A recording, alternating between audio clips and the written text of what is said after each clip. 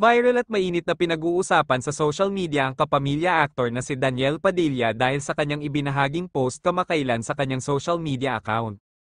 Sa kamakailang post ni Daniel Padilla sa kanyang social media account, ibinahagi niya ang larawan ng ilog na punong-puno ng basura kalakip ang isang cryptic message patungkol sa pamumulot ng basura ng iba.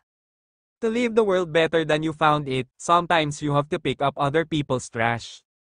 Binigyan naman ito ng ibang kulay ng ilang mga netizens at kinokonekta nila ito sa dating girlfriend ng aktor na si Catherine Bernardo. Marami sa mga fans at netizens na tila pinapasaringan ni Daniel Padilla si Alden Richards sa panliligaw nito ngayon kay Catherine Bernardo at tila ipinapalabas pang basura na lamang niya ang aktres. Samantala kaagad naman na rumesbak ang mga fans ni Catherine Bernardo kung saan ipinunto nila na kung may basura mang naiwan sa relasyon ng dating celebrity couple, ito ay walang iba kundi si Daniel Padilla mismo, hindi si Catherine Bernardo.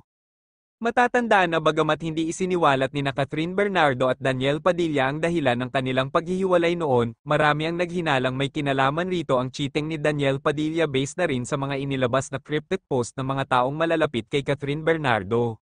Sa pagpapalabas ni Daniel Padilla ng ganoong uri ng post, mahihinuhang wala na talaga itong balak na balikan pa si Catherine Bernardo at tila sumuko na rin ito sa kanyang panunuyo sa aktres na masaya na sa piling ng ibang lalaki.